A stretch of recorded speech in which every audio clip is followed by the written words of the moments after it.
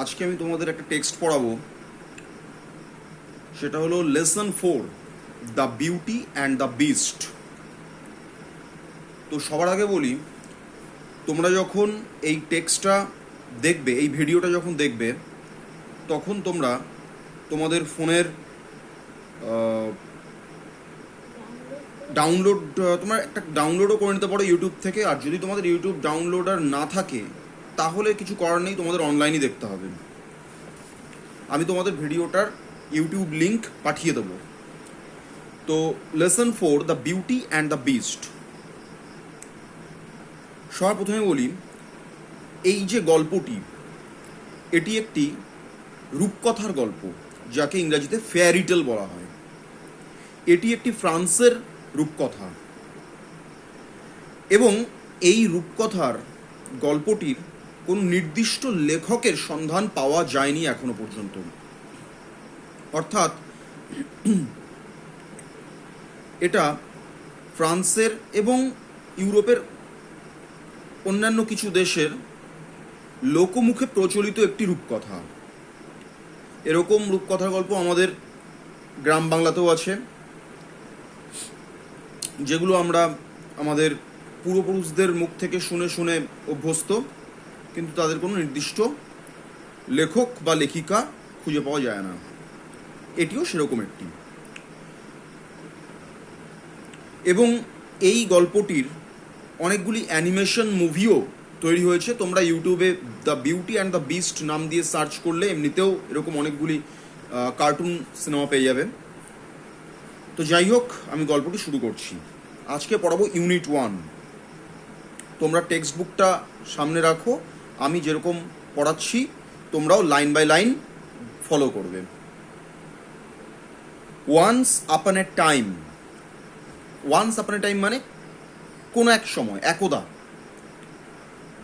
এ wealthy merchant, একজন খুব বিত্তশালী merchant অর্থাৎ ব্যবসায়ী।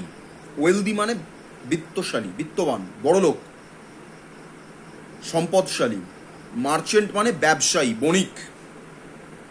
Lived in a big mansion, একটি খুব বড় অট্টালিকাতে। ম্যানসন মানে অট্টালিকা। একটি খুব বড় অট্টালিকায় কোনো এক সময় এক প্রভূত অর্থশালী, বিত্তশালী এক ব্যবসায়ী, এক বণিক বসবাস করতেন। উইথ হিজ 3 ডটার্স, তার 3জন কন্যাকে নিয়ে। All of them were very beautiful, তার ওই 3 কন্যার 3জনই খুবই সুন্দর ছিল। দি ইয়ংগেস্ট গার্ল ওয়াজ বেলি, একদম ছোট যে মেয়েটি, কনিষ্ঠ কন্যা, তার নাম ছিল বেলি। She was known for her loveliness and for being pure at heart. She was known, তিনি পরিচিত ছিলেন, for her loveliness, তার সৌন্দর্যের জন্য, তার কোমলতার জন্য, and for being pure at heart, এবং তার হার্ট, তার হৃদয় থেকে পিওর বা খুব খাঁটি, পবিত্র হওয়ার জন্য তিনি খুব বিখ্যাত ছিলেন। সবাই তাকে চিনত খুবই সুন্দর এবং মনের দিক দিয়ে খুব পবিত্র একজন মেয়ে হিসেবে। হার সিস্টার্স, তার বাকি বোনেরা, ইন কন্ট্রাস্ট, কন্ট্রাস্ট মানে পার্থক্য, বিপরীতভাবে। ইন কন্ট্রাস্ট মানে বিপরীতভাবে, বিপরীত দিক দিয়ে বা উল্টো দিকে তার অন্যান্য বোনেরা were wicked and selfish. Wicked অর্থাৎ খুব শর্ট, খারাপ, অ্যান্ড সেলফিশ এবং স্বার্থপর ছিল। খুব ষড়যন্ত্রকারী, তারা কথায় কথায় ষড়যন্ত্র করত, কারোর ভালো সহ্য করতে পারতো না। হীনমনা, নীচ স্বভাবের। উইকড মানে নীচ স্বভাবের, হীনমনা। অ্যান্ড সেলফিশ মানে স্বার্থপর। তার অন্যান্য বোনেরা কিন্তু তার মতন ছিল না, তারা ছিল খুব স্বার্থপর এবং হীনমনা, নীচ স্বভাবের। But their fortune soon changed. Fortune মানে ভাগ্য। বাট দেয়ার ফরচুন, কিন্তু তাদের ভাগ্য, সুন চেঞ্জড খুব শীঘ্রই পাল্টে গিয়েছিল। The merchant lost all his wealth in a tempest on sea. সেই মার্চেন্ট, সেই বণিক লস্ট হারিয়ে ফেলেছিল অল হিজ ওয়েলথ, তার সমস্ত ধন সম্পদ সব হারিয়ে ফেলেছিলেন। ইন এ টেম্পেস্ট, টেম্পেস্ট মানে ঝড়, দুর্দান্ত ঝড়কে টেম্পেস্ট বলে। অন সি, সমুদ্রে, সমুদ্রে কোনো এক দুর্দান্ত ঝড়ে সেই বণিক সম্ভবত জাহাজে করে সমস্ত মালপত্র নিয়ে ফিরছিলেন। তো সেই ঝড়ে তার জাহাজ ডুবি হয় এবং সে তার সমস্ত ব্যবসা বাণিজ্যের ধন সম্পদ, রসদ সব কিছুই হারিয়ে ফেলে চিরতরে। So he and his daughters started to live in a small farm house in a village. তাই তিনি মানে সেই বণিক অ্যান্ড হিজ ডটার্স এবং তার কন্যারা এবং তার মেয়েরা স্টার্টেড টু লিভ, বসবাস করতে শুরু করলেন in a small farm house, একটি ছোট্ট খামার বাড়িতে। ইন এ ভিলেজ, একটি গ্রামে, একটি গ্রামে এক ছোট্ট খামার বাড়িতে তার 3 কন্যাকে নিয়ে সেই বণিক কোনো ক্রমে বসবাস করতে শুরু করলেন। তার সেই আগের জৌলুস আর ছিল না, কারণ সে তো গরিব হয়ে গিয়েছিল। They had to work hard for their living. They had to work, had to আমরা কখন ইউজ করি? যখন কোনো কিছু জোর দিয়ে বলতে চাই, অর্থাৎ করতেই হবে, কাজটা করতেই হবে। Have to do the work এরকম বলি আমরা। তার পাস্ট টেন্স হলো হ্যাড টু, মানে করতেই হতো। They had to work hard, তাদের খুব কঠিন পরিশ্রম করতেই হতো। ফর দেয়ার লিভিং, বেঁচে থাকার জন্য, বেঁচে থাকার জন্য, জীবন নির্বাহ করার জন্য তাদের খুব পরিশ্রম করতে হতো। তারা বাধ্য থাকতো কঠিন পরিশ্রম করতে। আগের মতন আরামদায়ক জীবন তাদের আর ছিল না। সাম ইয়ার্স লেটার, লেটার মানে পরে, এই লেটার মানে পরবর্তীকালে। সাম ইয়ার্স লেটার, কিছু বছর পরে। দ্য মার্চেন্ট হার্ড, হিয়ারের পাস্ট টেন্স হার্ড আমরা জানি।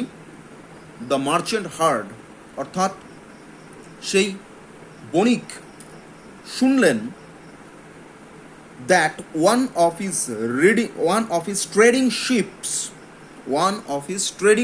trade মানে ব্যবসা, ট্রেডিং শিপস মানে ব্যবসার কাজে ব্যবহৃত জাহাজ, ব্যবসায়িক জাহাজ। one of his trading ships, কয়েক বছর পর শুনলেন সেই বণিক যে তার সেই ব্যবসার জাহাজগুলোর মধ্যে একটি had returned to port, port মানে বন্দর, যেখানে জাহাজ নোঙর ফেলে, যেখানে জাহাজ দাঁড়ায়। তার জাহাজগুলোর মধ্যে কোনো একটা ফিরে এসেছিল পোর্টে, অর্থাৎ বন্দরে। Somehow it had escaped the violent storm, কোনো ক্রমে ওই জাহাজটি সেই দুর্দান্ত ঝড়ের হাত থেকে রক্ষা পেয়ে গেছিল এবং ভাসতে ভাসতে চলে এসেছিল। হেন্স, তাই the merchant decided to return to the city. Merchant সেই বণিক স্থির করলেন যে তিনি সেই সিটিতে, শহরে, আগে যেখানে তারা বাস করতেন সেখানে তিনি ফিরে যাবেন। টু ডিসকভার, এটা দেখতে, whether it still contained anything of value. whether মানে কিনা, whether মানে কিনা। তিনি এটা দেখতে বা এটা আবিষ্কার করতে যাবেন যে সেই জাহাজে এখনও, স্টিল মানে এখনও, কন্টেন্ট মানে কোনো কিছুকে ধরে রাখা, সেই জাহাজে এখনও কোনো কিছু, এনিথিং অফ ভ্যালু, ভ্যালু মানে মূল্যবান, ভ্যালু মানে মূল্য, এনিথিং অফ ভ্যালু মানে কোনো কিছু মূল্যবান।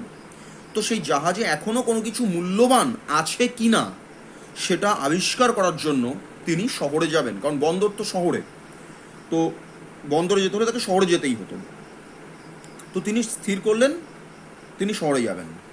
বিফোর লিভিং, এখানে একটা জিনিস লক্ষ্য করো, এই লিভ, LEAVE এর বানান কিন্তু LEAVE, LIVE লিভ মানে বাস করা, আর LEAVE লিভ মানে ছেড়ে চলে যাওয়া, ত্যাগ করা।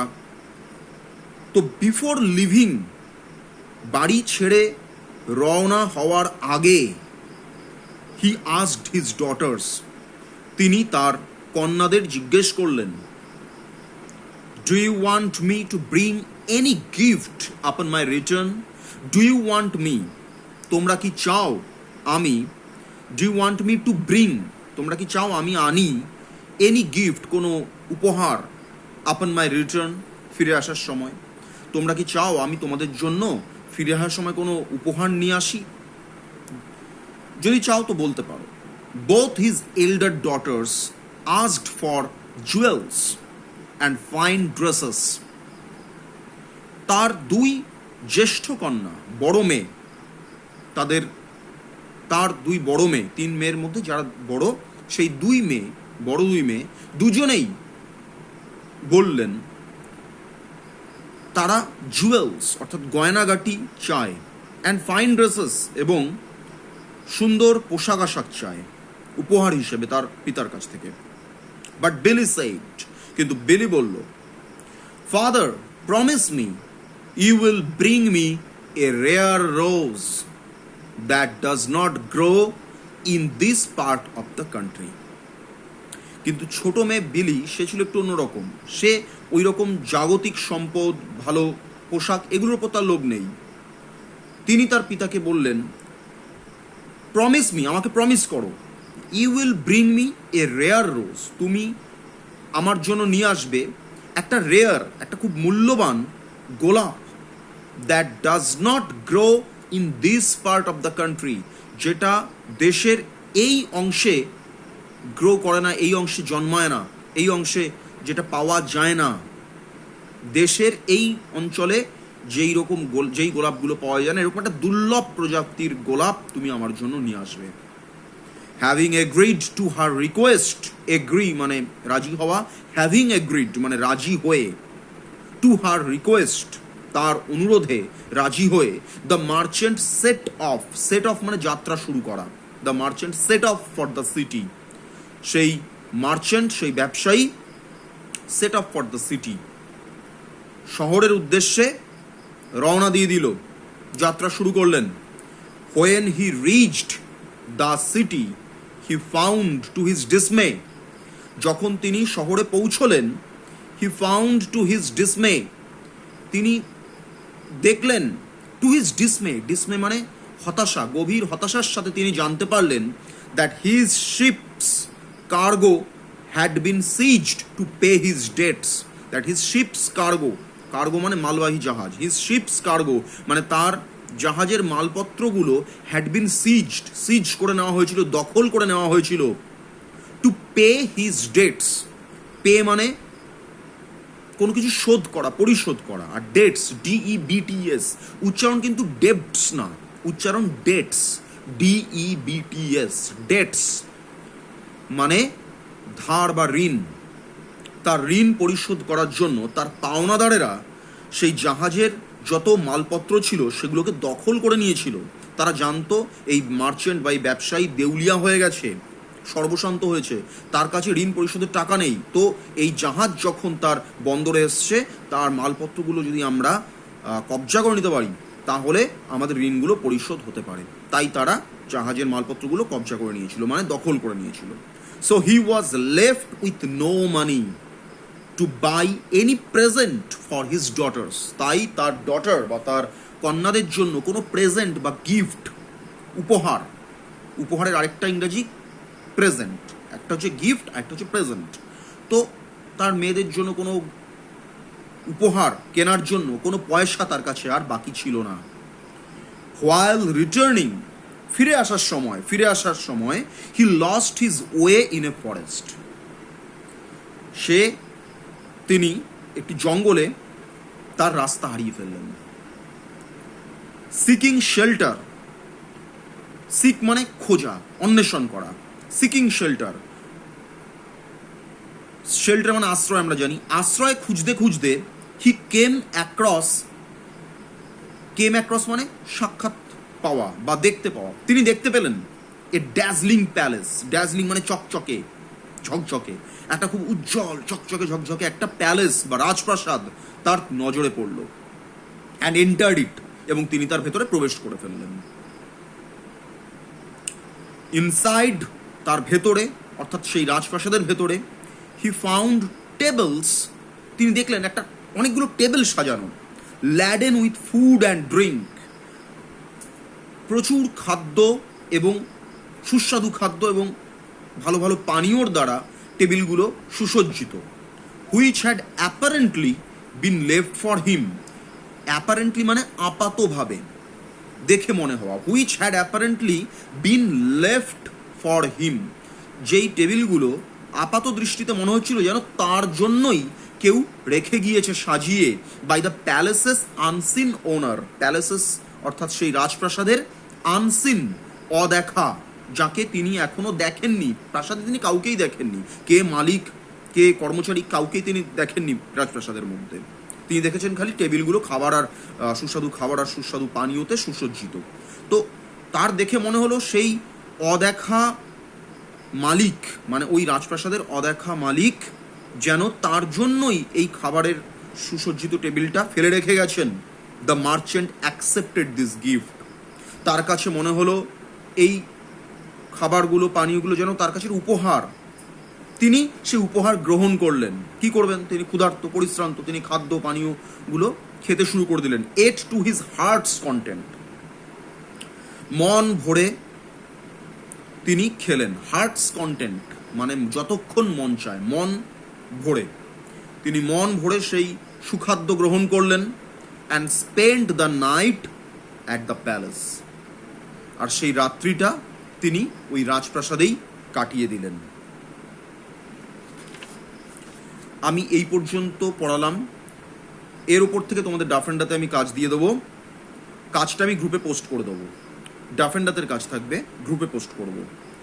তো এই নাইট অ্যাট দ্য প্যালেস 33 পৃষ্ঠার ওপর থেকে 1 2 3 4 4 নম্বর প্যারাগ্রাফ, 33 পৃষ্ঠার উপর থেকে 4 নম্বর প্যারাগ্রাফ প্যালেস পর্যন্ত পড়ালাম। এর ওপর থেকে আমি ডাফেন্ডাতে কাজ দেবো, কাজগুলো করবে। কাজটা আমি দেখব সোমবার দিন, সোমবার সন্ধে 7টার মধ্যে তোমরা তোমাদের কাজগুলো করে খাতায় কাজগুলো করবে এবং খাতার ছবিটা তুলে গ্রুপে পোস্ট করে দেবে। আমি কাজগুলো চেক করে তোমাদের আনসারগুলো পাঠিয়ে দেবো এবং ওই দিনই আমি তোমাদের এর পরের অংশটা পড়িয়ে দেবো, ইউনিট 1-এর বাকি অংশটুকু পড়িয়ে দেবো। ওকে, ভালো থেকো, গুড নাইট, গুড বাই।